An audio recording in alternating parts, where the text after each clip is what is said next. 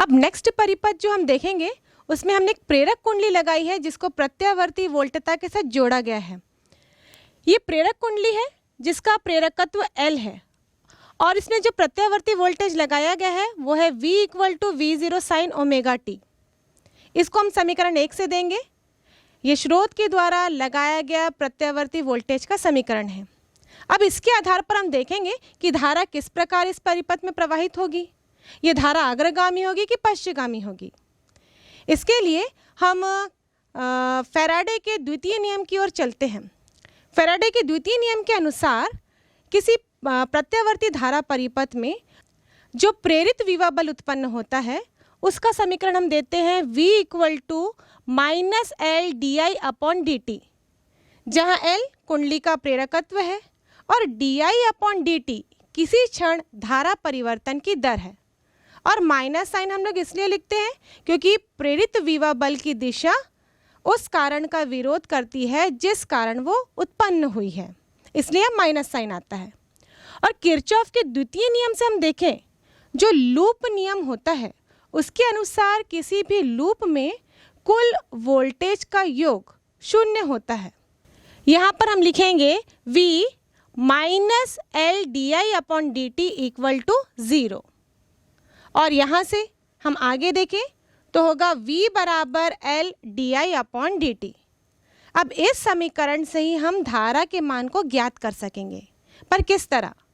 तो यहाँ पे जो I है उस टर्म को एक साइड कर देते हैं और बाकी सारे चरों को एक साइड कर देते हैं। तो यहाँ पर di/dt हमको मिलेगा V/L। अब इस V का मान रख देते हैं। V का मान जो प्रत्यावर्ती वोल्टता हमने लगाई है वो समीकरण 1 से है V0 sin ओमेगा t। तो यहाँ से समीकरण मिलता है di/dt = V0 sin omega t/L। अब इस समीकरण में दोनों पक्षों का समाकलन करेंगे। समाकलन क्यों करेंगे? क्योंकि यहाँ धारा परिवर्तन की दर बताई गई है di/dt। अब इसमें से हमको धारा का मान यदि ज्ञात करना हो तो इसका समाकलन करना पड़ेगा। समाकलन दोनों पक्षों का करने पर हमने समाकलन यहाँ पे समय के सापेक्ष किया है। दोनों पक्षों का समाकलन करने पर यहाँ हमको प्राप्त होगा I बराबर, जब समाकलन करते हैं तो जितने भी नियतांक होते हैं उनका समाकलन तो होता नहीं है, वो समाकलन के बाहर निकल जाते हैं। इसलिए हम V0/L को बाहर लिखेंगे क्योंकि V0 तो प्रत्यावर्ती वोल्टता का शिखर मान है, वो भी एक नियतांक राशि है। L प्रेरकत्व है, वो भी एक नियत राशि है। इसलिए दोनों समाकलन के बाहर हो गए। समाकलन के अंदर क्या बचेगा? Sine omega t। अब साइन का समाकलन करना है। साइन थीटा का समाकलन होता है -cos थीटा, पर यहाँ पर केवल साइन t का समाकलन समय के सापेक्ष नहीं हो रहा है, साइन ओमेगा t है। तो जब इसका समाकलन हम करेंगे तो हमको प्राप्त होगा -cos ओमेगा t/ओमेगा। इस प्रकार हमने समीकरण में दोनों पक्षों का समाकलन कर लिया। अब फाइनली आंसर हमको मिलेगा I = V0/L ओमेगा, ओमेगा नीचे लिखेंगे हम, -cos ओमेगा t। अब ये माइनस साइन को हम सामने लिख देते हैं तो समीकरण मिलेगा I = -V0/ओमेगा L cos omega t। ये था प्रत्यावर्ती धारा का समीकरण। अब इसको हम यदि प्रत्यावर्ती वोल्टेज के समीकरण से कंपेयर करें तो यहाँ पर भी हम दोनों को कंपेयर नहीं कर पाएंगे क्योंकि वोल्टता का जो हमने फलन लिया था वो साइन फलन था। समीकरण 1 को हम देखें तो वो साइन फलन था और यहाँ पर जो प्रत्यावर्ती धारा का समीकरण आया है वो कॉस का फलन है। तो एक साइन का फलन है, कॉस का फलन है, तो हम दोनों को कंपेयर नहीं कर सकते। यदि हम दो राशियों की तुलना कर रहे हैं तो दोनों राशियाँ समान कोटि की होनी चाहिए। इसलिए अब इस कॉस फलन को हम साइन फलन में चेंज करेंगे। इससे पहले हमने कैपेसिटर वाला परिपथ भी देखा था, उसमें भी यही समस्या आई थी। लास्ट में जो आंसर आया था वो कॉस फलन था, उसको हमने साइन फलन में चेंज किया था। वहाँ पे हमें क्या समीकरण लगाया था, sine 90 plus theta equal to cos theta. पर यहाँ पर हम प्लस वाला फॉर्मूला नहीं लगाएंगे, यहाँ पर हम माइनस वाला लगाएंगे। हम ये भी जानते हैं कि साइन 90 माइनस थीटा भी कॉस थीटा होता है। तो यह माइनस वाला फॉर्मूला इसलिए लगाएंगे क्योंकि यहाँ सामने में माइनस है, इस माइनस चिन्ह को भी हमको हटाना है। और ये जब माइनस चिन्ह हटेगा तभी ये दो समीकरण जो धारा और वोल्टेज के लिए प्राप्त होंगे वो तुलनीय होंगे। तो हम यहाँ पर फॉर्मूला लिखेंगे I बराबर minus V0 upon omega L sine pi by 2 minus omega t, क्योंकि sine pi by 2 minus theta बराबर होता है कॉस थीटा। अब हम इस माइनस साइन को अंदर इनटू करते हैं, माइनस साइन को इनटू करेंगे क्योंकि माइनस साइन थीटा बराबर होता है साइन ऑफ माइनस थीटा, तो माइनस को अंदर इनटू करेंगे। तो फॉर्मूला बन जाएगा I बराबर V0 upon omega L sine omega T, जो माइनस में था वो प्लस हो गया और जो प्लस था वो माइनस हो जाएगा, माइनस पाई बाई 2। अब ये समीकरण तुलनीय है वोल्टेज के साथ, क्योंकि यहाँ पर ओमेगा टी के साथ जो पाई बाई 2 है वो लगा है और वो भी माइनस में। और पहले क्या बन रहा था, पाई बाई 2 पहले था और माइनस ओमेगा टी था, इसलिए हमने यहाँ पे वो समीकरण यूज़ नहीं किया जो कि कैपेसिटर वाले परिपथ में यूज़ किया था। यहाँ पर हमने दूसरा समीकरण, यहाँ पर हमने दूसरा सूत्र यूज़ किया है साइन थीटा के लिए, जब हमने उसको कॉस में कन्वर्ट किया है। अब ये समीकरण जो हमको प्राप्त हुआ ये प्रत्यावर्ती धारा के लिए समीकरण है। अब यहाँ पर देखें तो V0 अपॉन ओमेगा L, ये तीनों नियत राशि हैं। V0 शिखर मान है वोल्टता का, ओमेगा कोणीय आवृत्ति है, L वो प्रेरकत्व है इस कुंडली का। तो इस सारे नियतांक के जगह हम एक नया नियतांक लिख देते हैं जिसको हम दर्शाएंगे I0 से। तो फाइनली जो समीकरण होगा वो होगा I बराबर I0 sine omega T minus 90। इसको हम दर्शाते हैं समीकरण 2 से। अब इसी समीकरण से आगे हम प्रत्यावर्ती धारा के शिखर मान को देखते हैं। यहाँ पर I0 बराबर है V0 अपॉन ओमेगा L और यही I0 का मान धारा का शिखर मान कहलाता है। अब हम जानते हैं कि किसी भी परिपथ में धारा के प्रवाह में जो रुकावटें आती हैं या परिपथ जो धारा के प्रवाह में रुकावट डालता है, उसी रुकावट को हम अलग अलग नाम से जानते हैं। जब एसी परिपथ में केवल प्रेरक कुंडली लगी हुई हो तो हम इस रुकावट को कहते हैं प्रतिघात, और ज़्यादा स्पेसिफिकली हम लोग कहें तो इसे हम कहते हैं प्रेरकीय प्रतिघात। इसलिए हम इसको दर्शाएंगे XL से, और ये अनुपात होता है वोल्टेज अपॉन धारा का। तो इसी समीकरण से यदि हम V0 अपॉन I0 लिखें तो ये होगा बराबर ओमेगा L के, जो कि परिपथ द्वारा धारा के प्रवाह में डाली गई रुकावट को प्रदर्शित करता है। इसलिए अब इसको हम लिखेंगे XL से।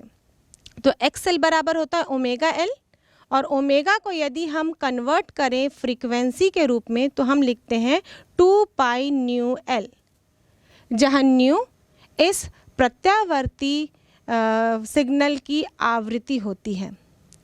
और ये क्वेश्चन जनरली एग्जाम में भी पूछा जाता है कि प्रेरक कुंडली AC को प्रवाहित करती है या DC को, या फिर प्रेरक कुंडली का उपयोग फिल्टर सर्किट के रूप में किस प्रकार किया जाता है, वो कौन सी धारा को प्रवाहित होने देती है। तो उसका आंसर भी इसी फॉर्मूले से आएगा। फॉर्मूला ये कहता है XL बराबर मतलब रुकावट बराबर प्रतिघात बराबर होता है 2 पाई न्यू C, जहाँ न्यू आवृत्ति है, DC की आवृत्ति 0 होती है, यानी हम न्यू बराबर लेते हैं 0, और AC की जितनी उसकी फ्रीक्वेंसी होगी उतना न्यू होगा। यहाँ पर आवृत्ति और प्रतिघात का संबंध देखें तो वो समानुपाती है। जितनी ज़्यादा आवृत्ति होगी AC की उतना ज़्यादा प्रतिघात होगा, उतनी ज़्यादा रुकावटें AC के प्रवाह में आएंगी। तो जब DC की बात करें, इस फॉर्मूले में यदि न्यू बराबर 0 लिखूं तो XL बराबर भी 0 हो जाएगा, यानी कि प्रेरक कुंडली DC को आसानी से प्रवाहित करेगा बिना किसी रुकावट के। जबकि हम AC की बात करें तो AC में जितनी ज़्यादा आवृत्ति होगी उतने ज़्यादा रुकावटें उत्पन्न होंगी और इसी कारण प्रेरक कुंडली AC को प्रवाहित नहीं करता। और यही कारण है कि जब AC परिपथ में हमको धारा को नियंत्रित करना होता है, प्रत्यावर्ती धारा के मान को कंट्रोल करना होता है, तो उस कंट्रोल करने के लिए हम कभी भी उसमें प्रतिरोध नहीं लगाते हैं, बल्कि उसमें लगाते हैं हम प्रेरक कुंडली। क्योंकि ये चीज़ मैंने आपको तभी भी बताया था जब हम प्रतिरोध वाला परिपथ पढ़ रहे थे। AC को कंट्रोल करने के लिए प्रतिरोध का इस्तेमाल नहीं किया जाता क्योंकि उसमें बहुत ज़्यादा ऊर्जा ऊष्मा के रूप में क्षय होती है। लेकिन यहाँ पर हम देखें तो AC को नियंत्रित करने के लिए कुंडली का इस्तेमाल किया जाता है, क्योंकि प्रत्यावर्ती आवृत्ति प्रेरकीय प्रतिघात के द्वारा कंट्रोल की जा सकती है। और हम यूँ कह सकते हैं कि प्रेरक कुंडली DC को आसानी से प्रवाहित करती है और AC को रोक देती है। अब प्रत्यावर्ती वोल्टता और प्रत्यावर्ती धारा को हम कंपेयर करें तो हम यहाँ देखेंगे कि धारा वोल्टेज से पश्चगामी है और वोल्टेज अग्रगामी है। कितने कलांतर से? या दोनों के बीच का कलांतर है फाई। अब यदि इसको हम कला अंतर के रूप में दर्शाएं, I को हम यदि x अक्ष में दर्शाते हैं तो वोल्टेज धारा से अग्रगामी है, धारा पश्चगामी है। तो यहाँ पर वोल्टेज और धारा के बीच में π/2 का कला अंतर बनाया जाएगा। मतलब ये 90 डिग्री के कोण में V और I प्लॉट किए जाएंगे।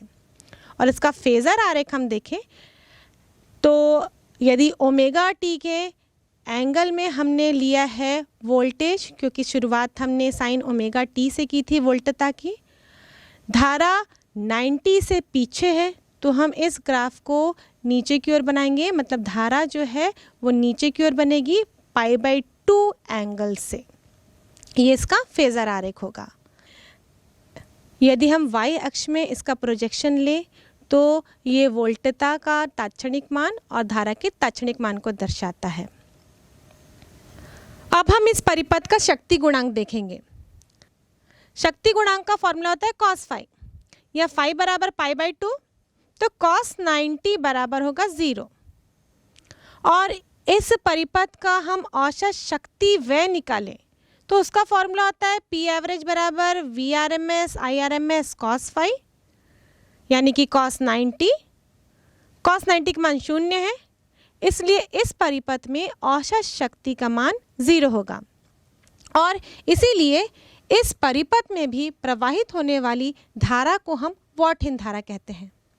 एक्चुअली वॉटहीन धारा AC परिपथ में बहने वाली धारा के उस घटक को कहते हैं जिसके कारण प्रति चक्र में औसत शक्ति का मान 0 होता है। अब हम वॉटहीन धारा को समझने के लिए इस RMS के घटक को बताते हैं। यदि ऐसा AC परिपथ है जिसमें कि वोल्टेज से धारा पश्चगामी है तो हम इस प्रकार के फेज़र आरेख से दिखाएंगे। माने कि ये VRMS का मान है और ये I है, दोनों के बीच में कलांतर है फाई। धारा यहाँ पे पश्चगामी है, वोल्टेज अग्रगामी है।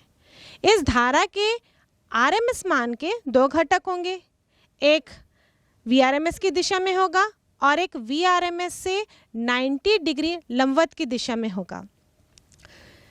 जो VRMS की दिशा में घटक है वो होगा IRMS cos फाई, और जो नीचे वाला 90 डिग्री से बना वाला घटक है वो होगा IRMS sin फाई। इन दोनों घटकों के कारण हम औसत शक्ति निकालते हैं। तो जो पहला घटक है उसके कारण औसत शक्ति का फॉर्मूला हम लिखेंगे तो वो होगा P1 बराबर VRMS, यहाँ IRMS का कौन सा घटक लेंगे? cos वाला, तो ये हो जाएगा IRMS cos फाई।